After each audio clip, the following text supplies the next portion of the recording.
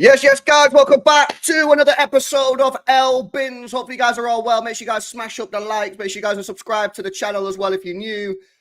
Make sure you guys are subscribed to Nobbins as well, guys. You know what I mean? The 50% of L Bins, you know? This is the way. How are you doing, Bray? I'm good. I am the bin in Elbins. So you better be doing it. Yeah, I'm doing good, man, as always, of course. Yeah, but that means, hang on a minute, wait a sec, that means I'm the L. You hold L's, so I don't want to be the L. Right. I don't want to be the L guy. I want to be the W. W Bins. We'd have to rename the show then. I don't know, chat. What you reckon? Do we rename the show to W Bins or what? We're both getting screwed over it. Make sure you guys are smashing up these likes. Listen, bit of a weird show today. We are going to speak about the game yesterday and the title race, but in the last few moments, there's been some big breaking news coming out of Germany regarding XABI Alonso. So we're going to speak about that first, and then we'll speak about the game yesterday after we've spoken about that. Let's get some shout outs first. Big up to Presto, big up to Danny, Fraser, Dash, big up to Martin in the chat as well. Big up to Jess, Foggy, Seba, Ollie, Peabody, big up to Steve, Ed, Mad Dog, AA, Witherspoon, Alvida Zane, Silvio, Robert, Ryan's in the building.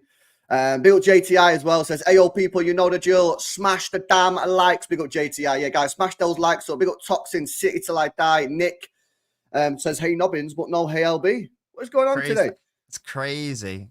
Big up Staffy's doing it right. Says, "Big up LB and Nobbins." Big up to Suvic, Marshit, Jordan, Sibatia. Big up to Steve and many people. Big up to you guys. Hopefully you guys are all doing well. But yeah, listen, we're going to speak about the game yesterday. But first of all, we do have to speak about this breaking news coming out of Germany. It's literally broke about 40 minutes ago or something like that. I was literally just making my tea. Look at this. So obviously it's regarding the manager situation. Bayer Leverkusen are preparing for a summer 2025 departure of Xabi Alonso.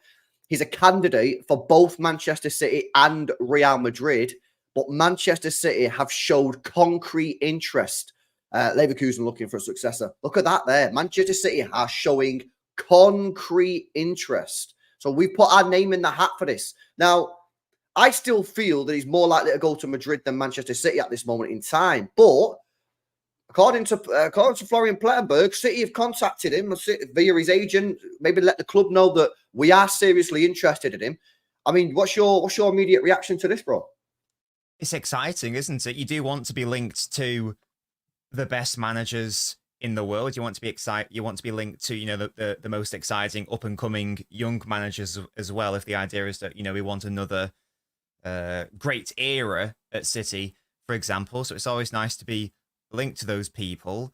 In terms of, so obviously you impressed massively last season, you know, going unbeaten domestically entirely, just losing in the final of the Europa League. So that's really impressive. Plays a very different style of football to how, you know, City currently go about their game. So that would be interesting. But I guess whatever direction we go in would be very different. My instinct would just be that, because obviously the Real Madrid connection just seems to make the most sense to me. Obviously, used to play for them.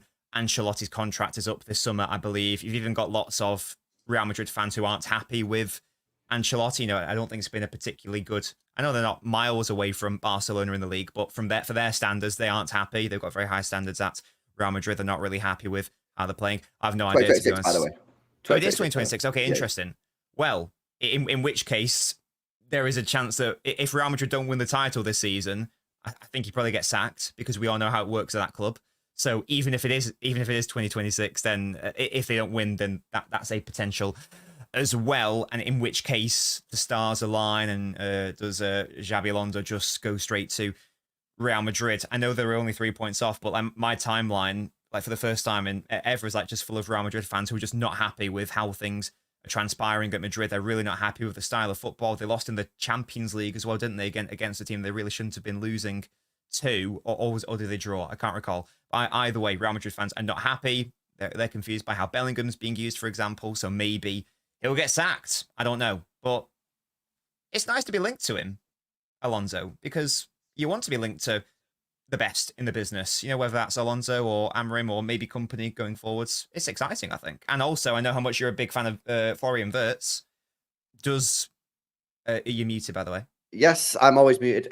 Yes. Yeah, I am a big fan of Florian Wirtz. And obviously, if you get Alonso, maybe Wirtz would look at that and think, obviously, I think we still want Musiala, but if we can't get Musiala, then you look at Wirtz and think, is he going to be someone that then looks at the fact Alonso's going? Can Alonso then convince him to join Manchester City and join the rebuild, join the project at Manchester City? Listen, I think until Pep Guardiola signs this deal, I think we're going to be in a situation where we're just going to be linked to loads of managers. Clearly, City are doing the background work here because, like I told you before, by the way, guys, nothing I can do about the lag. That's on YouTube's end. There's nothing I can do there. Hopefully, it sorts itself. Is it? You can hear me all right, innit? It can, yes. Yeah, it must. That's nothing I can do. That must be a YouTube situation. Yeah, but City are going to be linked with managers left, right, and centre, and City have to make inquiries. As much as people might not want to like that, yeah, the facts are the facts. City just can't wait forever for Pep Guardiola to make a decision. We have to, the club have to put the club first. And listen, we'll obviously give Pep as long as we can. Yeah, we don't just say, right, you've got until October to make a decision. No, obviously not. You give him as long as possible, but it would be just really, really bad management from the board and the sporting director just to be like, not make any inquiries. We have to prepare the football club for as if Pep Guardiola is leaving. Because factually, that's what's currently happening. Until Pep Guardiola signs a new deal, he is leaving at the end of this season. So the football club has to start making inquiries because they can't wait for Pep to make a decision. What about if Pep makes a decision in March, April? What about if you don't know, you can't wait forever. So the club have clearly gone to Alonso and said, listen, what's your situation? You know, I think Alonso is probably going to leave at the end of the year because I think he's going to have some big clubs after him. And they said, right, listen, well, we're obviously waiting on Pep. I think Alonso's not an idiot. He knows that if Pep's going to sign, we're going to keep Pep. But we're just letting him know, listen, Pep's making a decision. If Pep leaves, you're on our list. We're interested in you. What's your thoughts? Are you interested in the job? He could turn around and say, listen, I don't want to manage Premier League. A bit like Zidane. Yeah, I don't want to manage Premier League. I don't want to make England. Yeah. And then you go, okay, no problem. Cheers. Or does he give you some sort of encouragement and say, look, I'd be interested to talk to you, see what's going on. He can then say back to City. Real Madrid have also contacted me as well. Like, I might go there, but obviously we can discuss that. And then that's fine. So I imagine, I don't know what your thoughts, Sarah. I imagine that these conversations that have happened, because he's saying that it's concrete interest, are probably very preliminary sort of conversations. There's probably not been too much sort of like serious talk on it. It's probably just been the club speaking to their agent or the representatives and just saying like, what's the situation? I imagine that they've probably not put out too much of a plan just yet. Yeah, and it's all up in the air, isn't it? Because the club don't know what's happening with Guardiola. I think that it's pretty evident that even Pep doesn't know what's happening with himself in terms of whether he's staying or going. He's been described as, a very emotional person in that respect. He was supposed to have gone by now, but he wanted to stay because his emotions got the better of him. So it might be a similar thing, this season where if he sees, more the fight that he wants to see from his players, he might sign an extension. But that's why it makes sense from a City perspective to explore all avenues, because we've got to assume right now, in the now, we have to work under the premise that Pep isn't staying, as you say, until he goes, actually, I am staying. And if he does do that, that's great. But we can't be hanging around, and then I don't think he would do this. And then he leaves us in a situation where it turns out he's not staying. But then we've already plans to assume that he is staying. And then we've shot ourselves in the foot. And then Alonso feels, or whoever feels like, oh, am I like second choice? So, yeah, I think it's a very good thing to inquire about him. Nobbins, it's basically the managerial situation of what happened with Gundogan. Yeah. Because it's slightly different, of course, but there are sort of some parallels to it. With Gundogan, yeah, we obviously took ages offering him a deal. We didn't do what we needed to do. We missed out on our targets because we're not, and then boom, you end up with Matheus Nunes, right? Who, by the way, did play quite good yesterday, despite him only being on the pitch for 5 minutes, right? But obviously a lot of people were happy with that. They wanted Jude Bellingham, Declan Rice, blah, blah, blah, blah.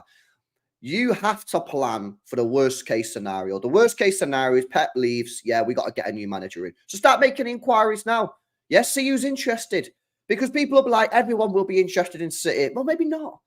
You would have thought that Alonso would have wanted to go to Liverpool. By all accounts, he knocked him back straight away. And anyone would have thought that Xabi Alonso would have been like that to Liverpool and would have took that job straight away, but clearly not. So you don't know what's going to happen. It's the same with Vinny Company. You know what I mean? I and maybe some other people just assume that Vinny Company would just go, yeah, see in a bit, Bayern, I'll go City. What about if he was like, nah, I don't want to leave straight away to Bayern. They give me a huge opportunity. I want to be loyal to them. You've got to start making your inquiries quicker. For me, Alonso is seriously on the list. I hope he does well this year. You know, I think he's about 4th or 5th or something. I don't know what the result was at the weekend, but let's see what happens, man. But yeah, Alonso would certainly be on my list. What was your thoughts on Amorim? Before we come on to the game yesterday, we've been linked with Amorim a lot. And obviously a lot of this is because we're getting Viana. And I think it's very easy for us to be linked with basically Amorim and probably any Sporting Lisbon player, because that's what it is. What's your thoughts on Amorim? I don't know how much you've seen of him, but would you be open to the idea? Slightly different in it to Pep Guardiola and the way he manages. Yeah, I don't watch enough Sporting to be able to comment on him in absolute terms, but again, he's seen as a very exciting, interesting manager. Again, plays a very different way. He'd either have to change the way he plays entirely to adapt to our squad, or if he did join, let's say, you know, the summer of 2025 as an example, then it would have to be probably a pretty substantial window in order for us to have the squad which would suit how we would want to play. It might be like a similar thing to, you know, like when Pep came in in his second season, 17-18, when we had to have a massive overhaul in order to have the players that could play his style of football. Imagine it would be a similar thing with Amorim, for example. He likes to use wing backs. Right now, we literally have no one at the club who would do that role, really. I don't really want Gvardiol out at left wing back. I certainly don't want an 87-year-old Kyle Walker doing that at right wing back. So we'd have to hit the market hard, I think, if we were going to play how Amorim currently plays, as I understand it. But I'm open to the concept. Again, an interesting manager. He would link well with our director of football. Good talent ID and all that stuff. Interesting manager, young, up and coming, etc. Yeah, I can see why we would be interested in him as well. Again, I think these are good names we are being linked with. What's your pick? Who would you go for? You're Viana in the summer. Pep's leaving. Who are you getting? Of those two names, or can I have anyone? Well, you can have anyone you want, Bray. It depends how Bayern do this season. But no, it doesn't. Are you thinking Vinny? No, the dream pick is Inzaghi. Oh, I think he is objectively the best manager of those options. I think Company is the most fun manager in terms of like, but I need to wait to see how Bayern do, because I can't. He's got to win the title this season, and he's got to go far in the Champions League. Okay. Preferably, I'd like a couple more seasons as well.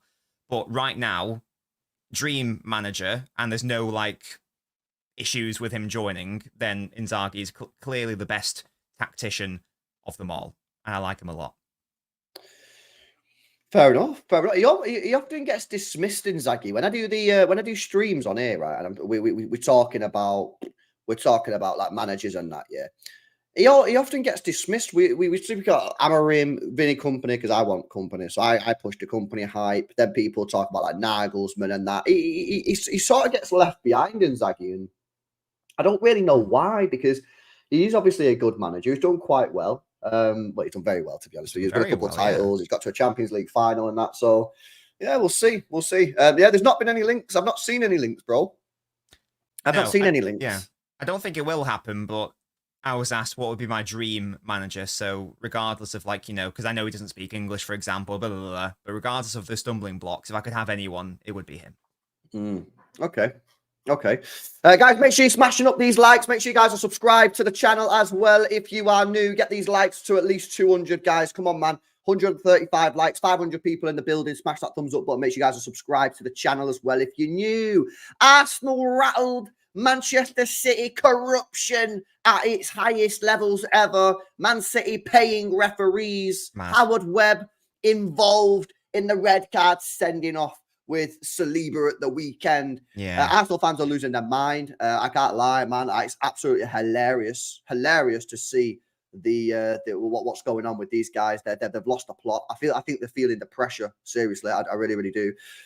What's been your take to this weekend's football? Obviously, Arsenal lost to Bournemouth. Huge huge L. That did not expect that. And then City getting a last-second winner with John Stones again on the score sheet, bro. Yeah, in terms of the City game, obviously very happy with the fact that we got the 3 points. I think the performance should have been a lot better. I'm still a little bit confused by some of Pep's starting lineups and changes. I'm a bit perplexed there. We may have seen with that 10-minute Nunes cameo, he's the only midfielder that we've discussed. He's the only midfielder who physically can do that transition defense and recovery pace. Could he be the solution to City's midfield? I think the next 2 games are massive in that respect because we have got 2 easy, emphasis on quotation marks, easy home games. I would like to see Nunes start both of those games and see how he does. He has to start. Otherwise, what's the point, man? Well, exactly. There is a potential, even if it's only a solution until Jan, and then we sign someone. There's an idea there which could potentially solve some of City's midfield problems. It will certainly make us more solid off ball. On ball is the question. This is why the next 2 games would be important, I think. So, Gavardio's brilliant, best left back in the world, and he's a centre back, and he's never scored a strong foot goal for us. That's mad. It's 6 with his right foot, 1 with his head. I was told today. Mental. That's insane. And yeah, so obviously happy to get the win. Stones, good, really happy for him. He had a shaky start against Brentford, but then I think he's played really well recently. Obviously got the equaliser against Arsenal as well.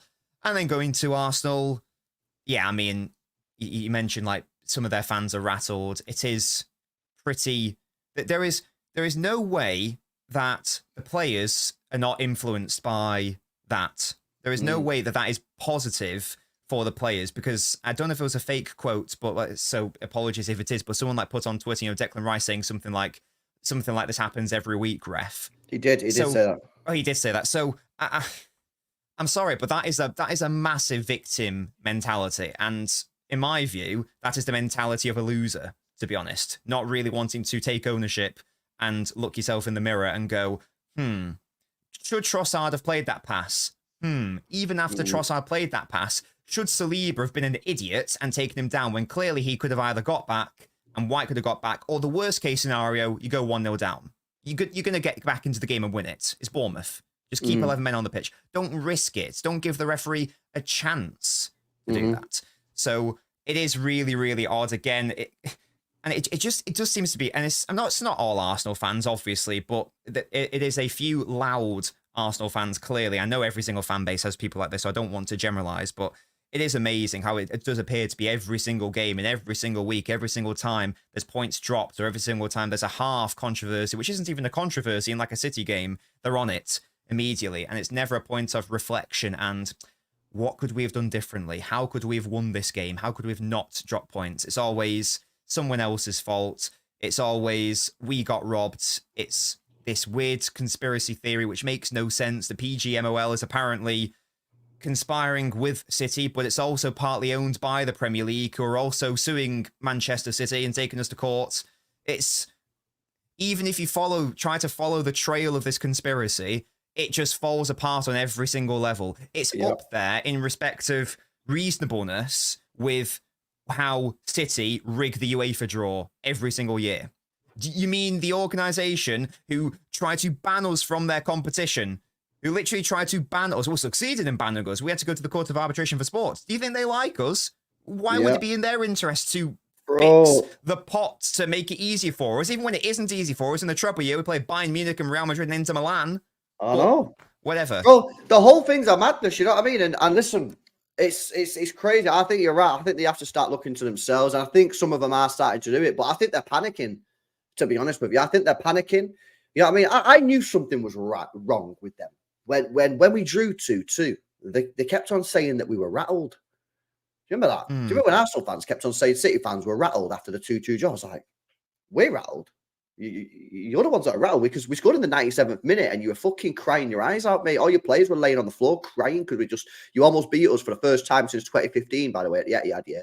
And you conceded, and we're not rattled. And we were like, they're almost just like, you City fans are rattled, City are rattled, because we called them out for having some dodgy ass mentality, yeah, because they do have dodgy mentality. I've never seen Klopp's Liverpool come to City and do what they do. Ever seen that, yeah? And we never did it at Anfield, yeah. These guys, they're scared, man.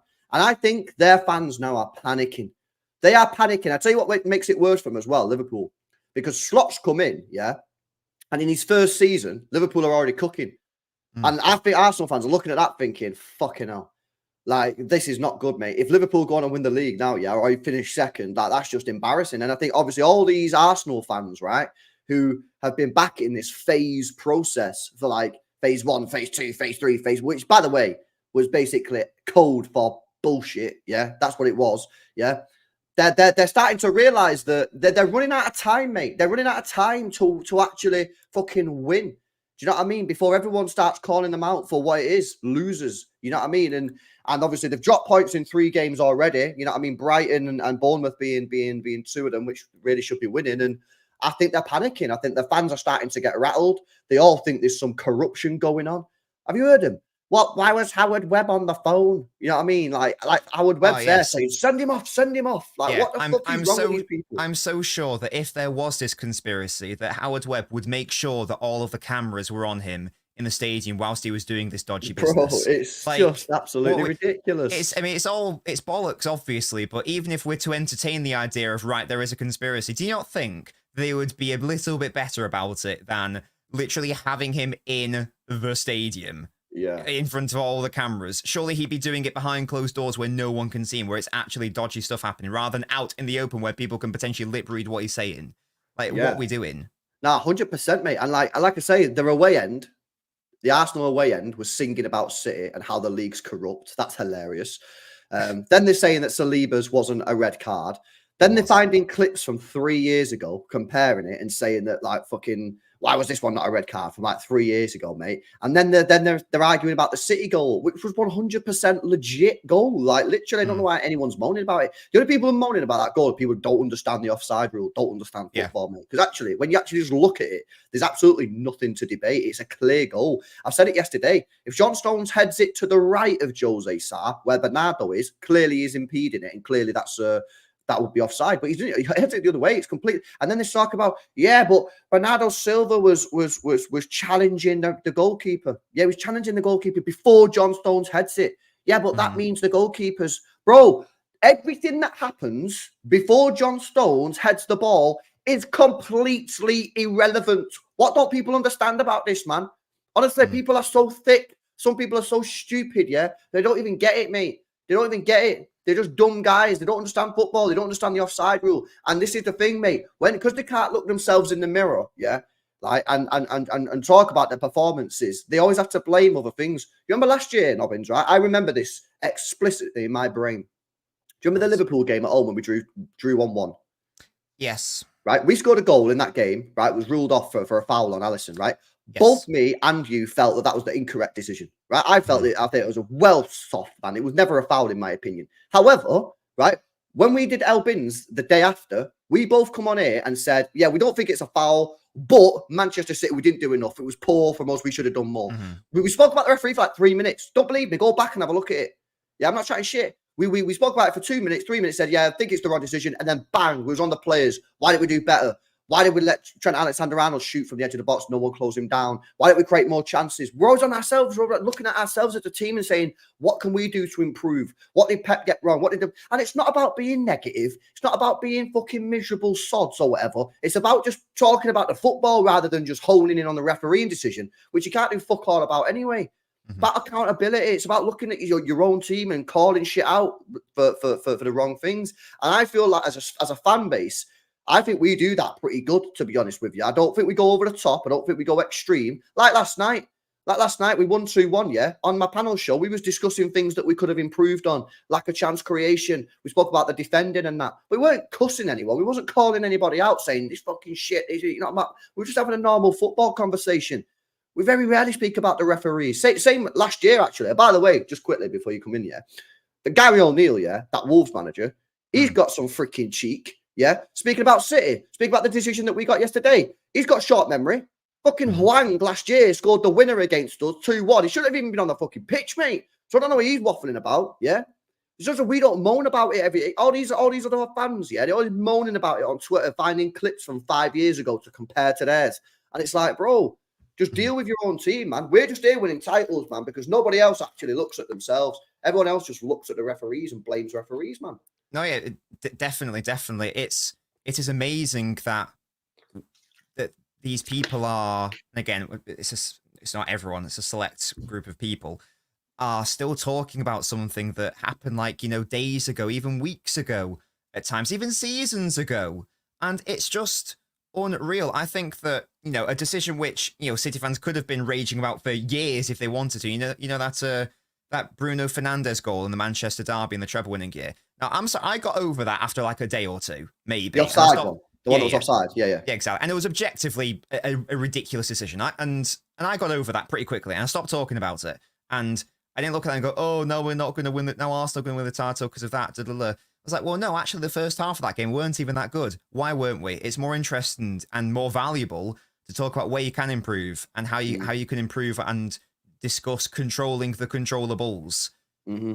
And that's even only when the refereeing decision is incorrect. Even then, it's like, well, get over it. But secondly, like, these decisions, they're the right decisions anyway. So it's like double whammy of you shouldn't be crying about it because one, get over it. And then secondly, it's the correct decision anyway. And again, this 100%, the social media outrage 100% feeds into the fan outrage. You saying there that the fans in the stadium, the Arsenal fans in the stadium, were literally chanting about corruption when they've just seen like a blatant red card. And obviously the players hear that and then they feel hard done by, and then it's them complaining to the referees, and then it's them who are crying in the dressing room with each other. Maybe Arteta's the manager getting involved in that as well. I don't know. It's really, really, it's a frail mindset to me, and I don't know what that can foster positively. What is the positive impact of a crowd of fans getting into the heads of their own players thinking, yeah, everyone's out to get you. It's clearly not creating like a siege mentality because they keep making errors in respect to getting red cards. It's clearly creating some sort of victim mentality. It's as evident so far, whereby it's not their fault. And as a player, then in the next training session, again, I don't know, but in the next training sessions of the week, you're not really thinking, had we done X, we wouldn't have lost that game. Instead, you're thinking, we actually played brilliantly well, but we got robbed. It's not our fault. We don't need to improve or better ourselves. So I just don't, if anyone could try to offer, like, what is the positive from a player perspective of, like, a fan base basically brainwashing their own players into thinking that there is some weird conspiracy going on, I'm all ears. But there clearly isn't any positive. I think it comes from Arteta as well. I think it comes from Arteta and, his mentality as a manager. Yeah, I think, and Arteta's done very well, hasn't he? He clearly done very well, like the way he's got his team playing and that. But I think there comes a point where you have to start taking a little bit more responsibility. You're playing with the big boys now. You're not a mid-table team. You know what I mean? We're banned at a club era. Meant to be a serious club. You know what I mean? Would this happen at Real Madrid? Nah. And that's just the way they are. But listen, when it comes to City, I want to speak about City for the second half of the stream. What was your sort of take on the game yesterday? Because I thought, and we've not spoke, so I don't know what you're going to say. I thought first half we actually played quite well. I felt up until the penalty area. I thought we could have been a bit better around the penalty area. Some of our deliveries into the box, some of our chance creation wasn't the best, but it wasn't too bad. I felt the way we moved the ball was decent. We did get caught on the counter attack a couple of times, but I thought on the whole it was all right. Then I felt Pep completely screwed it, to be honest with you, if I'm being honest with you, Nobbins, with his changes at half time, moving Savio and Doku on wings. I thought was a terrible decision, and I think he should have realised after a couple of minutes and just swapped them back. He didn't. Both of them ended up going off. And because of that, obviously at the time when they were both on, we had nothing really on the wings, and Kovacic, Gundo and Bernardo weren't really created. So I felt second half we were really quite poor. But in the end, I do feel that we probably deserved to win it. I felt we did enough. But what was your take on it yesterday, man?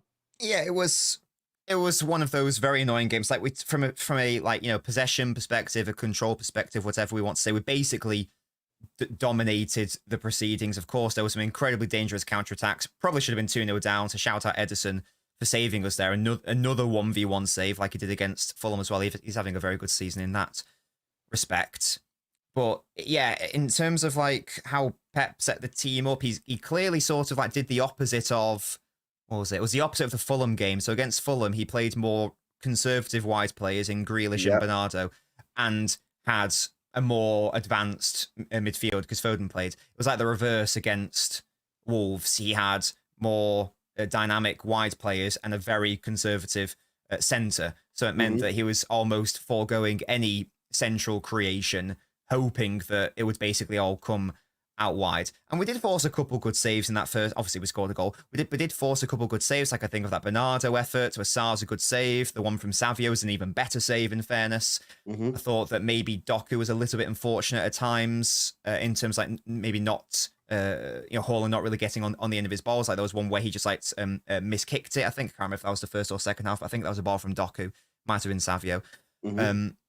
But in terms of the issues, it's basically what we've seen the past 2 games, to be honest. We know the defensive issues, and we know that specifically the counter-attacking issues. We know that Kovacic and Gundogan don't have the recovery pace. We know that nearly every midfielder in the league is going to be able to turn a 3v3 into a 3v2 and just run past Kovacic and Gundogan far too easily. There's not enough duel winning in that midfield, not enough second ball winners. The counter press is poor. And when that's compounded by not having any creation centrally, it leads to a situation where we're having to rely on individual brilliance, in Gavardio, and that was brilliant. I mean, Wolves were very passive, and sure, maybe you don't expect a left-back's right foot to be that good, but Gavardio's done it against Real Madrid at the Bernabeu. People should know this by now, that he can do that. So, obviously, a shout-out to Gavardio for that. And second half, he obviously swapped the wide players, didn't he? I think probably the idea for that was he just wanted to spam crosses in. Savio left foot, Doku right foot. But I think Savio's far better on the right, and I think Doku so far in his City career has been far better on the left. So I don't know how much that worked. Also, especially because at that point, I'm pretty sure both fullbacks were on yellow cards. So to me, that just seemed perfect to just continue to beat your man in that respect and go inside and be a danger there. Because I'm pretty sure that both the left wing back and right wing back were on yellows. So I didn't Semedo was definitely on a yellow. I don't know about the other guy, but Semedo was definitely on a yellow card. Yeah, and I'm pretty sure Ait Nori was also on one, I'm pretty sure. And then even the substitutions confused me. I thought that the decision to take Doku off was probably right, but to initially play Foden out on the right wing, I was very confused by. That was wild, I can't lie. And then I thought Grealish coming on was the correct decision. I was very confused that Savio went off then, because I thought he was maybe our most creative player throughout the whole game, Savio. So I was very surprised how Gundogan and Bernardo, for example, played all 90 minutes. I thought that was a little bit confusing from my perspective. But ultimately, Nunes came on, Foden came on, and they were both heavily involved in the sequence, which ultimately led to the goal. So I guess you could say the subs worked in a way, but it wasn't vintage City. And I think it's just one of those games where you look at it, you go, right, what can we learn from it? We've learned that maybe Nunes is the solution to that midfield physicality issue. And we've learnt that Foden just has to play in the midfield when De Bruyne's not out. I don't really get what's going on there, because when he came on, I think he was the only one who played the ball over the top to Haaland, which ultimately led to the corners, which did it. And something's obviously going on behind this. I don't think it's like an argument. People say they had a ball out. No. I don't think it's that. No. I think it's something going on in his personal life. Foden. Sure, yeah. Maybe a health issue, maybe something with a child, hopefully not touch wood, maybe a family member. Who knows? He's just speculating. I have no idea. Clearly, they've kept it in-house. They've decided not to tell us. But, at the end of the day, we're not stupid. You know what I mean? We've got brains. We know something's going on. And I guess as fans, all we can really do, because we're not entitled to know the information. This is the thing. We're not entitled to know. You know what I mean? If it's a personal matter, he's entitled to have his privacy. So as a fan, I guess all we can really do, you got two options. You can either go down the road of just fucking play him, even though you know really that something's gone on, or you've just got to be patient and wait for this just to ride out, and hopefully eventually it sorts itself out and he starts playing again all the time. But listen, it's one of those situations for me. I thought we showed real desire towards the end of the game. We were pressing really, really well. And listen, for John Stones to get the winner, was amazing. I've been calling for John Stones to come back into this team for quite some time, to be honest with you. I feel that not just because of the goal. He's a threat in the air, actually. He's probably our best threat from the back, if you're being honest with you, from set pieces. He scored a few. I remember a few years ago, it's a final, he scored two in one game. But he's a threat. He's a threat going forward, and he's just so good playing out from the back. He's better than everyone that we've got in terms of that playing out from the back. So, yeah, I thought we're doing all right. Defensively, we've still got issues. We need to sort that out. We spoke about that in the past, but we can't keep conceding these cheap goals. Rico Lewis needs to do better for the goal for me. But we don't keep clean sheets anymore, man. And we really need to. I don't know if it was me, if I was Pep Guardiola, right? Because we know Kevin De Bruyne's back now. Yeah, Kevin De Bruyne. I wouldn't play him on Wednesday personally, but I'd play him on Saturday, right? For me, this week on the training ground, I'd just be working on defending. I'd be picking a back four. My defense would be Gvardiol, Diaz, Stones, Akanji. That's what I'd run as a back four, and I just run defensive, sort of like what they call like trials or drills. Yeah, drills. I just run defensive drills. I just get this fucking team to be able to defend, because I think we've had 5 clean sheets now in our last like 18 matches, and for a team that's going for Champions League, for the team that's going for Premier League and try to win everything, that's not particularly great. And the way we concede goals is so poor. Like the goal that we conceded yesterday was just, it was so easy. Our midfield gets taken out. The ball gets switched. Rico's switched off. It's a goal at the back post. We've got to improve. If we don't improve, it's going to be difficult to win those Champions League games when you're coming up against the likes of Bayern, when you're coming up the likes of like Real Madrid. Yeah, because these have got quality players. We've got to be able to shut these guys out, man. So for me, I think Pep needs to have a look at the defense. Listen, I know he loves playing Rico Lewis, and I love Rico Lewis. I think he's brilliant, but he's young. Take him out of the team. No one's saying sell him. No one's saying sell the guy. Yeah, fucking done with him. I'm not saying sell it. I just say take him out for a couple of weeks. But I Akanji back in there. I also think we need to work. I agree with you. Nunes has to come into the midfield, man. Like, we've got no legs. Our 3 midfielders are 95 years old combined. We need to get Nunes in there with a little bit of pace. So Nunes, for me, I think he's a big thing, because it's not just the defense. We don't have any protection in our midfield. I know Kovacic is doing a pretty good job at the moment, yeah. But one thing that he's not been able to do, and it's not his fault, he just can't do it, is do what Rodri does. And the way he presses, Rodri used to be able to press. He got massive fucking long legs. He intercepted everything, yeah. And teams couldn't play through us. Kovacic just ain't quick enough, and he's not big enough to do it. So there are a couple of things there. But yeah, what's your take on that? Our defending and obviously the midfield, which is not really protecting our defense at the moment. Yeah, definitely. It's what we've spoken about before. Whether it was the Fulham game, and the best example was that Newcastle game, particularly their penalty. It's a combination of a systemic issue and individual issues. Oh, what's this? There's no. Just that De Bruyne's still in training, so yeah, I think he'll be back for the weekend. I won't play him on Wednesday. Yeah, thankfully we've got 2 easy home games, and then the League Cup, which I think we'll quote sack off, to be honest. Yeah. So that'll hopefully be some nice games to ease him back into the proceedings. But it's a combination of systemic and individual issues in terms of like City's. The reason why we are conceding so many goals. I do also think that Rico Lewis should do better. Like, I think he can clearly see the run and just doesn't react quickly enough. Like, but before the ball's even reached Semedo, I think he needs to get back sooner. But at the same time, the ball should never have got to Semedo, or rather, if it did, we should have had someone out to him, because our midfield shouldn't get bypassed that easily. So it is a systemic issue in terms of not having that physical presence in the midfield, not having the duel winners, not having the second ball winners, not having the aerial threat, etc. In the midfield, Nunes does bring a lot of that, and then it's also compounded by individual errors. So it's normally a case of the two. I actually think that for the most part of the season, our defenders individually have been very good for the most part, but they are being let down by the lack of midfield protection. And again, it's not really their fault. Kovacic isn't Rodri. Gundogan isn't Rodri. They don't have the recovery pace. They just physically cannot. It's not a lack of effort. They just physically cannot keep up with the other midfielders in the Premier League, it seems. So exactly. It's not their fault.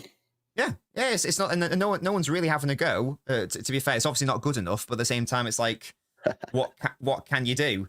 And yeah, on Nunes, to be fair, I was one of those people who said, quite adamantly at the start of the season, well, he's never going to play any minutes because look at the squad we have.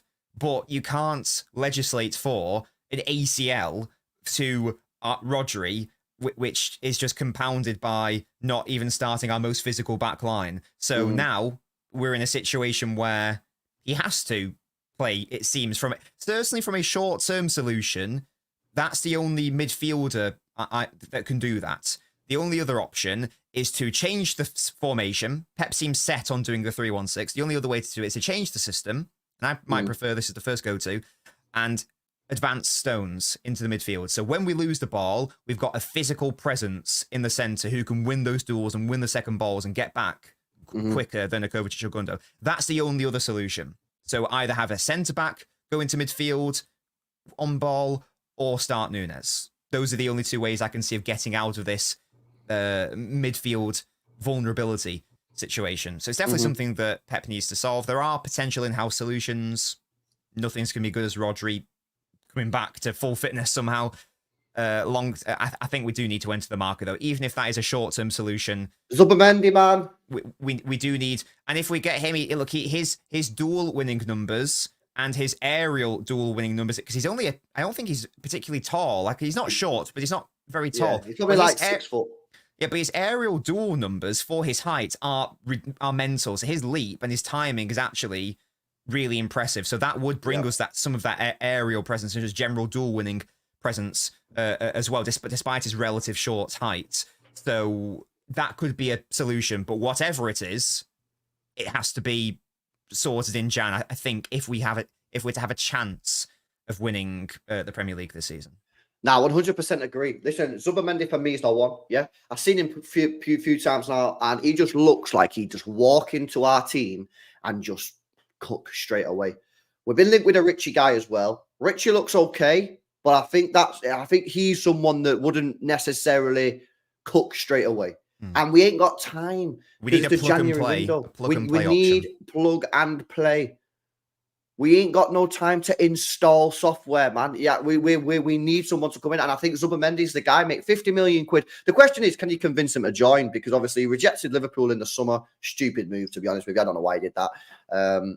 And would he reject City? I don't know. You know what I mean? But he's the one for me. 50 million quid as well is a steal. I think it's honestly, I think it's an absolute steal. And people say, but what about when Rodri comes back? Well, first of all, that's not going to be for a year, right? Yeah, so we don't have to worry about that for a year. And second of all, that gives us different options. We could play double pivot.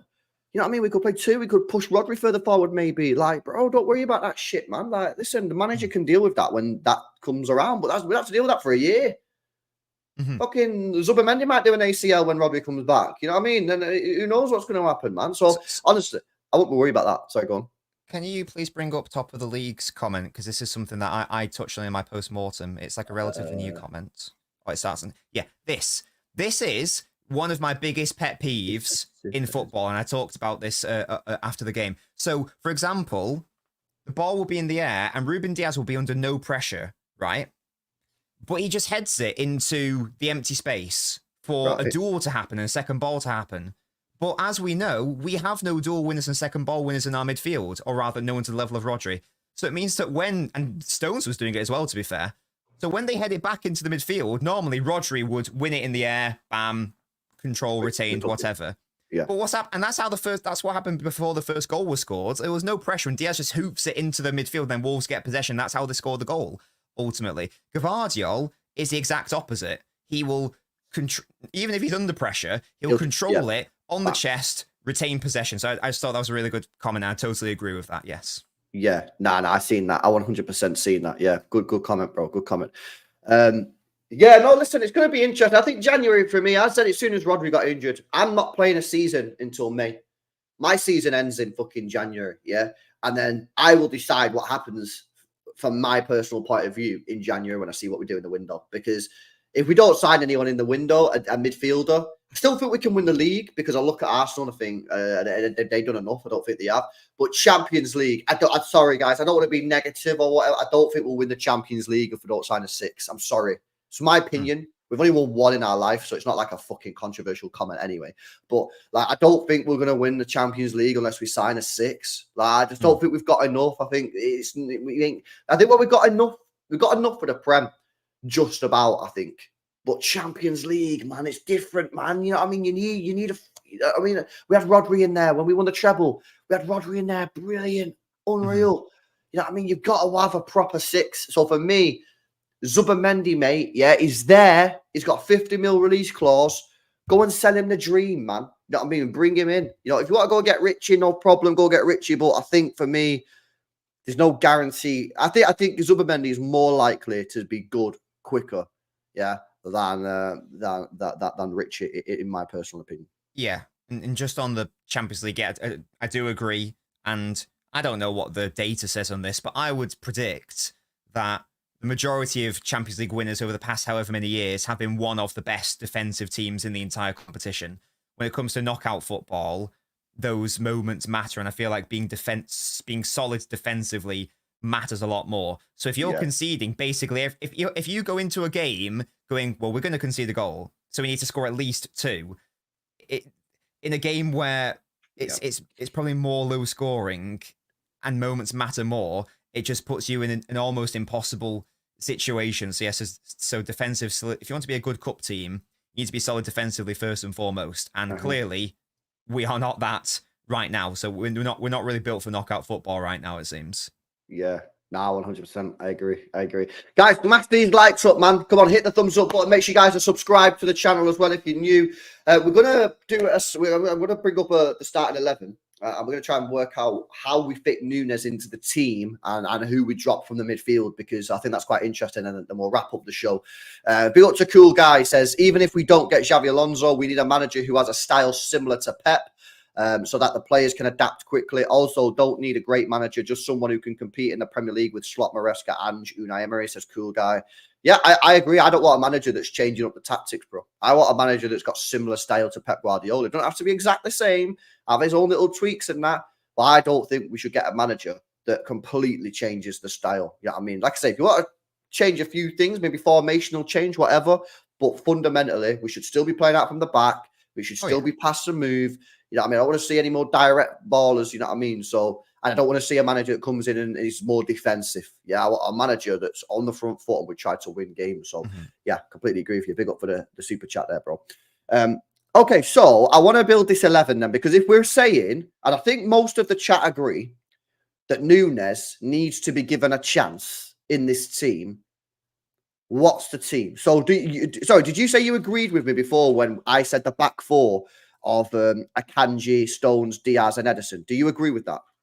I agree that we definitely need to do that, at least until we start keeping clean sheets. Yes, just to remind ourselves that a couple, last year we were chanting the best defense in Europe. Let's remember what we are, or try to anyway. Okay, right. So I agree with that. I think that's the back four that we should run. Listen, I think most people agree we've got to try something. We've got to keep conceding goals. You know what I mean? Yeah, we can't. Okay, so now the question is, let's assume that bar Rodri, Foden's fit, KDB's fit, everyone's fit, right? We agree that Núñez has to get back into this team because we need his legs, because he's got the energy. And he deserves a shout, to be honest with you. So let's look at this weekend. What midfield 3 are we playing in? Are we playing a midfield 3? Are we changing it up? What do you reckon we should do here? Sorry, are we saying De Bruyne's fit? I think De Bruyne will be fit for the weekend, yeah. Okay. Do you not play Núñez then, if De Bruyne's fit? Well,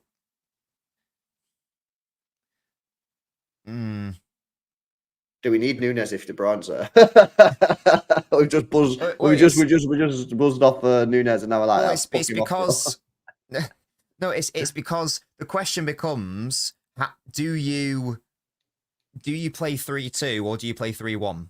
Because that changes everything, I think. So for example, if you do 3-1, then you could probably get away with having De Bruyne and Foden in the same team.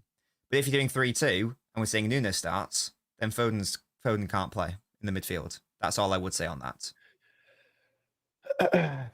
Yeah, I hear what you're saying. Because there's not going to be enough room. There's not going to be enough room. So I was saying, if we're playing the same system, the alternative is that we go back to what won us is we try to do. Don't play left winger.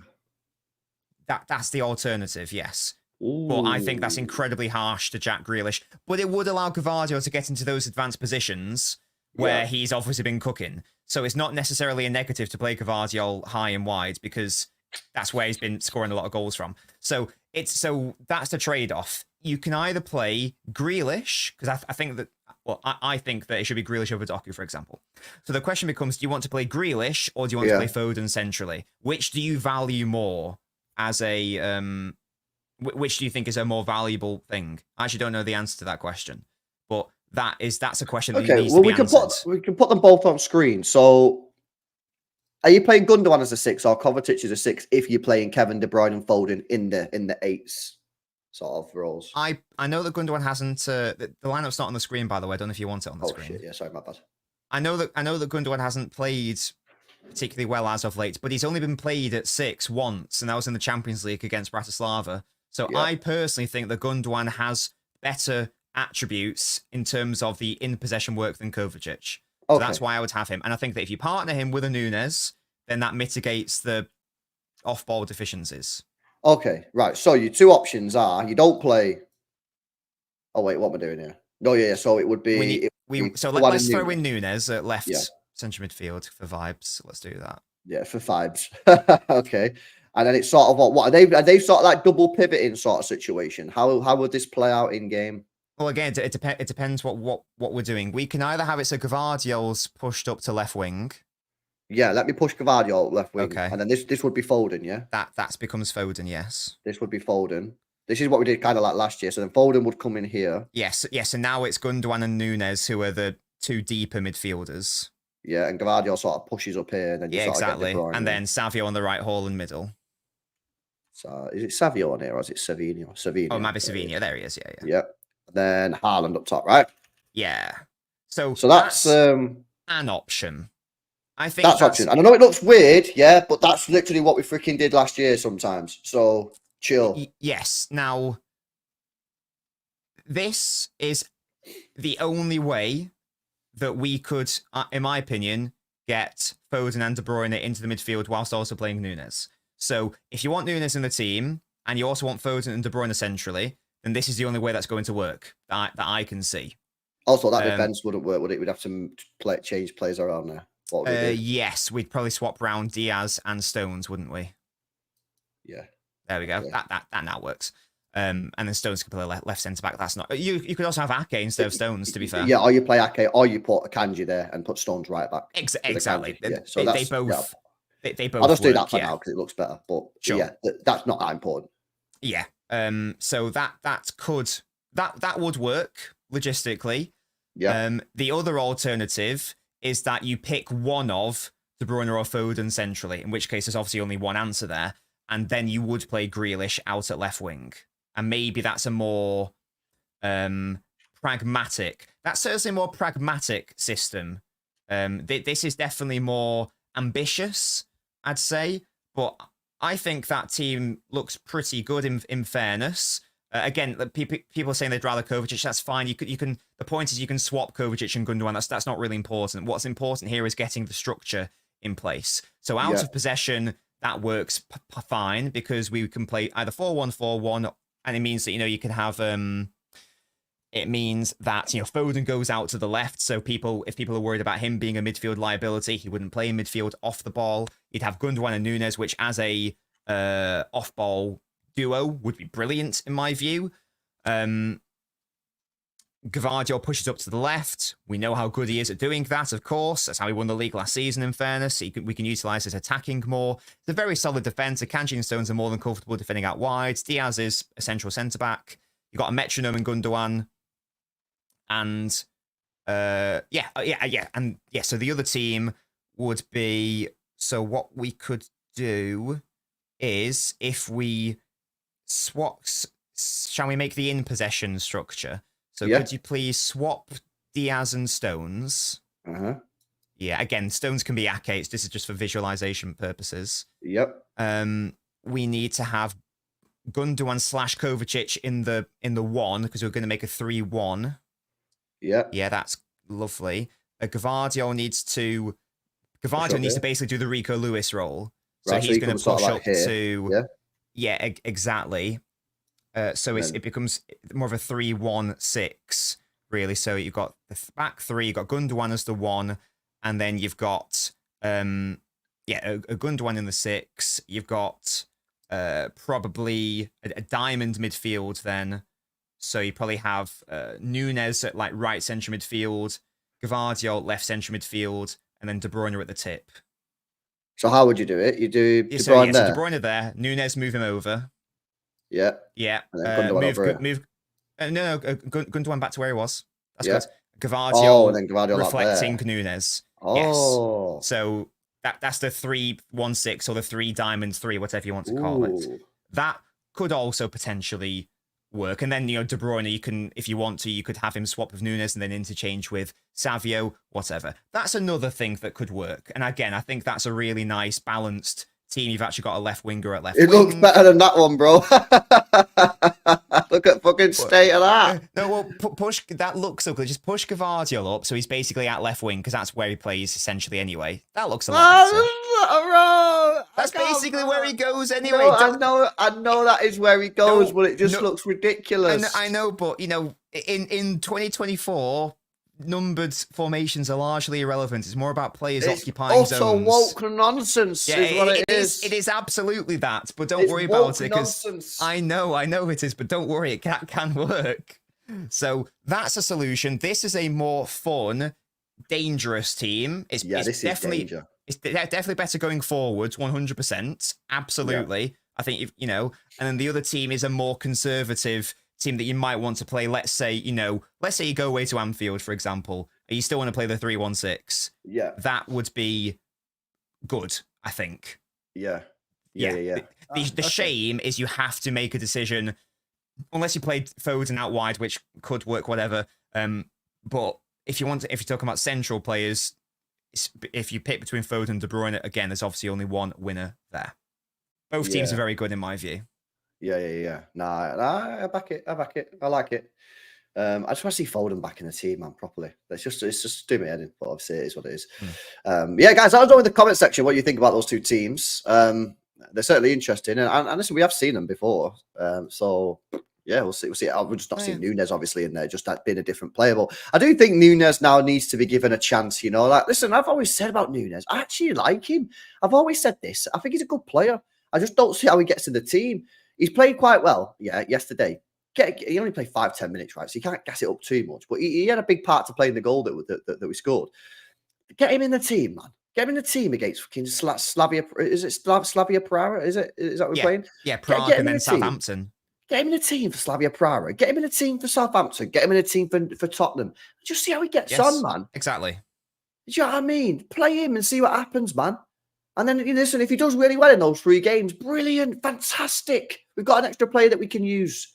If he doesn't, then obviously we know that he ain't up to standards. But, we're going through this, and I said it this morning on stream, we're going through this situation now where, everyone's kind of, at the same level. Most people think he's decent, but no one knows whether or not he can actually play in this team properly because we don't see him. So you spent 50 million quid on him, yeah? You give him a chance. And if he plays shit in these 3 games, yeah, fairs. See you later, Nunes. I don't care. Yeah. If he plays well, great stuff. We've got another player that we can utilise who's actually quick. None of our other midfielders are, apart from Foden, but he's advanced anyway. So, yeah, big couple of games for Nunes. Hopefully he gets to... I really, really want him to play these next 3 games. I really want to see how he gets on. Yes. Big up to Danny. He says, idea, Pep signs 1 year and Alonso starts this summer as well.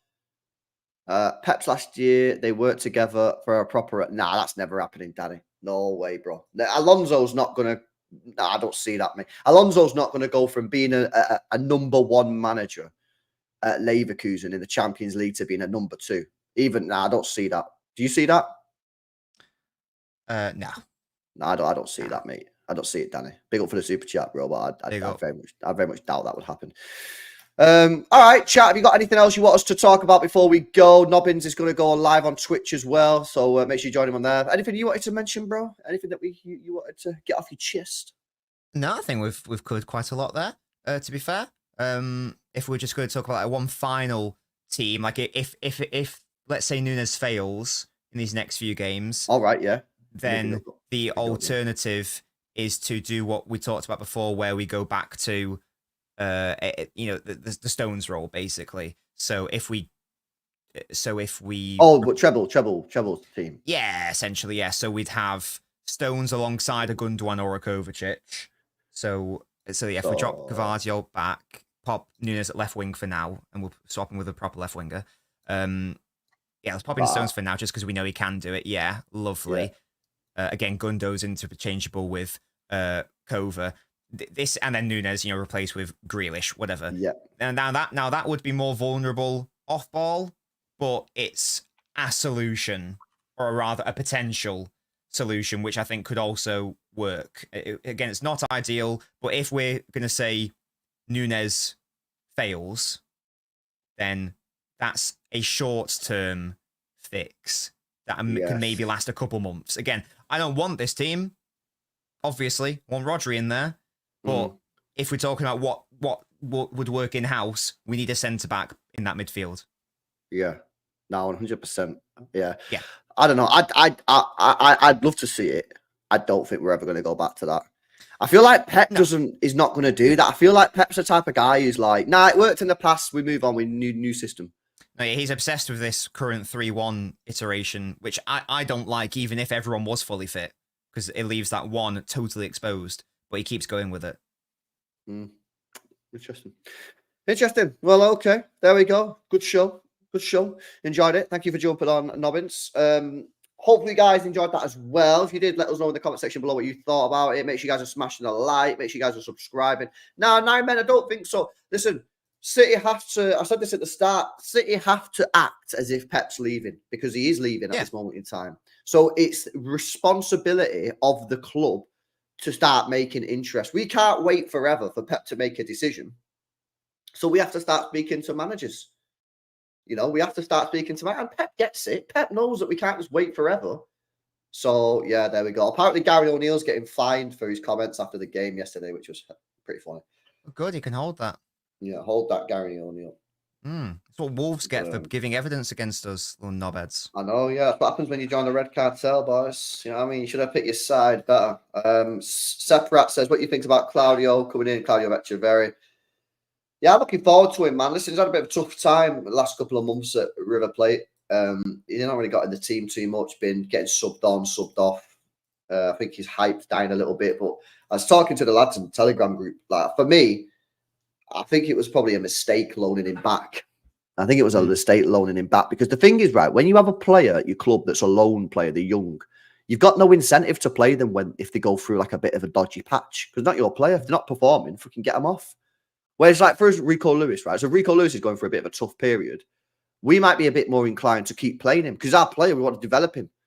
Whereas if we sent Rico Lewis out to another Premier League club on loan and he went for a rough patch, they'd just drop him, because they're like, well, if you're not performing, you're getting dropped, because there's no point in them developing a player because it's not their player.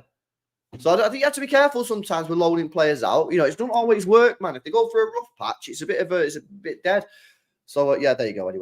Anyway, guys, make sure you drop a like on the stream. Make sure you guys can subscribe to the channel. Make sure you guys are sub to Nobbins as well. Link is in the title right now. Sorry, I thought I was done already, but it's not. It's there now, guys. So make sure you click Nobbins in the title and make sure you guys are subscribed. You going live on a Twitch? Yes, we're going to do a fun WWE stream. It's very different, but it's lots of fun. Have you seen that prank call? I've not. What's that? Bro, what? You've not heard the prank call, Super Slam? No. Oh, wait. No, I haven't. What? No way. I have to play this to you now. I'm sorry. WWE Super Slam. I might get copyrighted, but it's worth it. Prank call. Okay. Yeah, fairs. I don't know what this is. I think you've not heard this. Or maybe I have heard of it, but I've never heard it referred to as that. I don't know. Here we go. Cam, check it out. Hello? I have just one question for you. Are you ready?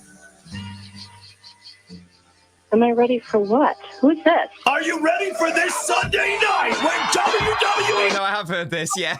defends his title in the WWE Super Slam? Right now, you can order this awesome pay-per-view event for just $59.99. I'm sorry, no, there is not any chance in hell that we're ever going to have wrestling in this house again. But thank you, but no. Have a good day. She was so polite. Gets worse. Oh, Hello? God. And goodbye to anyone standing in John Cena's way when he takes on 6 men in a steel cage shoots and ladders match at WWE Super Slam. Order now and save $10 with a low price of just $49.99. Why is she not So hung you up? guys have called me, and as I mentioned before, we're not ordering this, so please stop calling my house. Thank you and goodbye. Right, don't pick up now. Hello?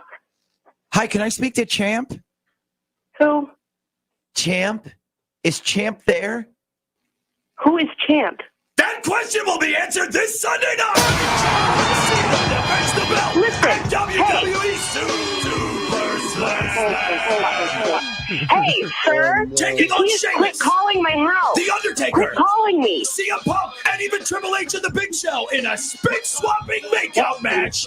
Holy WWE hell. Super Listen, Slam. hello? Hang Hello? up. Can you stop screaming in your little Why did you just sirens hang or up the whatever phone, that innit? is? Can you Oh, knock it off no. for 5 seconds?